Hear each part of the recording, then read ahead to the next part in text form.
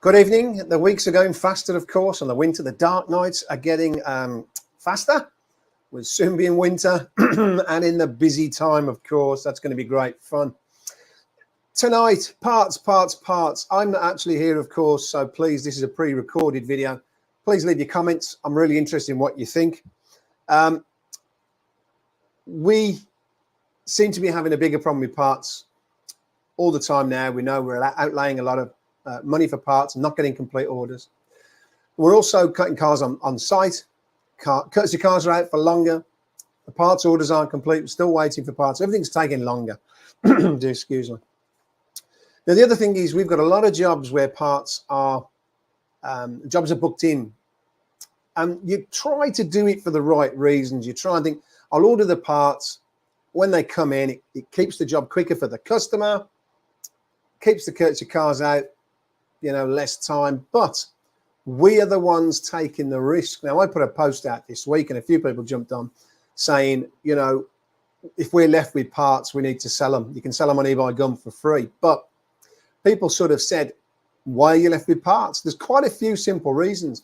If you've booked a job in and you've ordered the parts and had one delay and 3 months later, the parts have now come in and the customer's gone elsewhere and not told you or decided to not bother repairing a car because she can't afford the excess, because we got 2 jobs in this week. We've got a £2,000 excess and a £2,500 excess.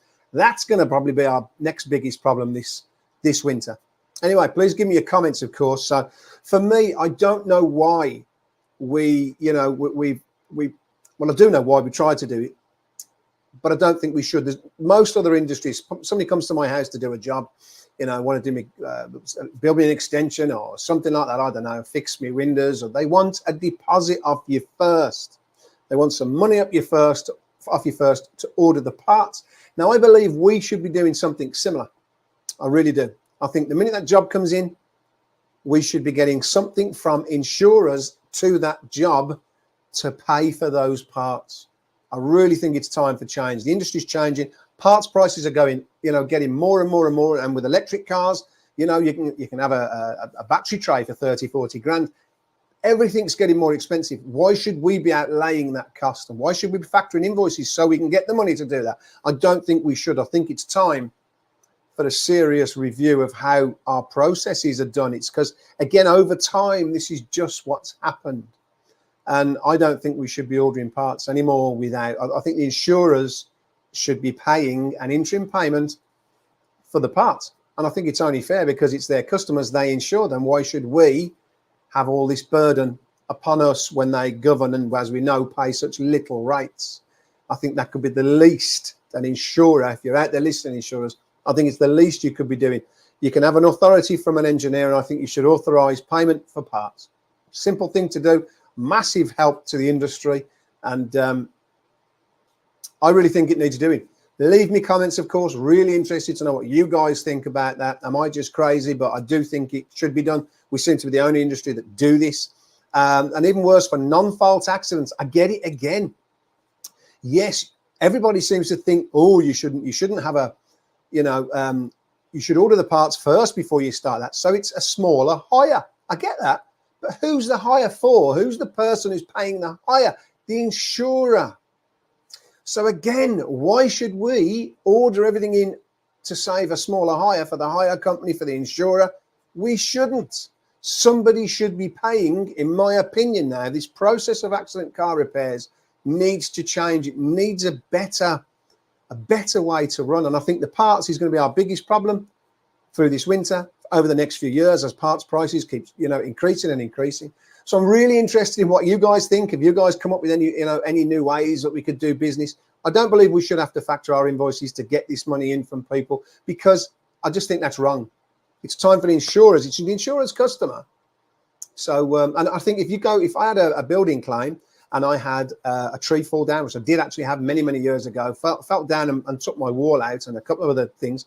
Anyway, the insurer did me some interim payments across the way, so I could get the wall done, so I could pay the builder, so I could get everything fixed. And then when it was finalized, they paid the final bill. They're used to doing it, and I just think it needs doing in this industry. Let me know what you think. Please put your comments in, of course, and then let's have another topic for next week. Sorry, I'm very busy. I've got to go and see my mother tonight, so I will see you again next week, of course. But I just wanted to leave you with that because I think parts is a problem. Do you? Let me know what you think, and let me know what you think. Is there any way we can make things better? Insurers, if you're listening, I really think it's time for you to step up, help the repairers. You know, they don't earn a lot of money anyway, but this way can help massively for the whole flow of cars. And if you want to moan about, you know, the hire periods and stuff like that, then pay for people's parts. Let them order these car parts in advance and get them in, because it's you that should have that that onion, not us. That's my opinion, of course. Tell me what you think, and let's start a debate. Maybe we'll bring it up again next week. Take care, all. I've got to go. I've got to see my mother. So, yeah, all the best. You can probably still hear I've still got a cold after 12 weeks. So, yeah, maybe need a few more early nights. But, yeah, let me know your thoughts, gang. Really interested. And thanks for tuning in again. And anyone else wants to come on live, of course.